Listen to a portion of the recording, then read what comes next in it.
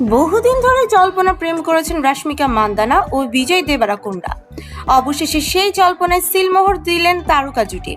সদ্য মুক্তি পেয়েছে অভিনেত্রী সিকান্দার সিনেমা, আর তার ঠিক পরেই জন্মদিন পালন করতে ওমান উড়ে গিয়েছিলেন রাশ্মিকা। প্রথম থেকেই অনুরাগীদের প্রশ্ন ছিল কার সঙ্গে ভিনদেশে জন্মদিন পালন করছেন তিনি। সেই প্রশ্নের উত্তর নিজেই দিয়ে দিলেন বিজয়। ওমানে বেড়াতে গিয়ে সমুদ্র সৈকত থেকে ছবি ভাগ করে নিয়েছেন রাশ্মিকা।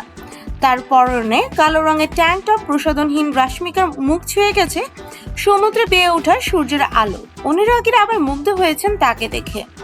কিন্তু কার সঙ্গে বেড়াতে গিয়ে তার মুখে এমন লাবণ্য? তিনি আর কেউ নন, চর্চিত প্রেমিক বিজয় দেবরাকোন্ডা। একই সমুদ্র সৈকত থেকে কিছু ছবি ভাগ করে নিয়েছেন তিনিও। অভিনেতার পরনে সাদা রঙের ঢিলাঢালা শার্ট ও প্যান্ট, মুখ ভর্তি দাড়ি, ছোট করে কাটা চুল।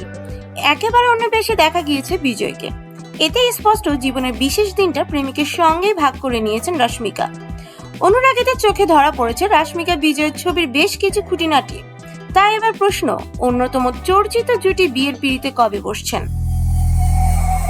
রাশ্মিকা এই মুহূর্তে সাফল্য উপভোগ করছেন।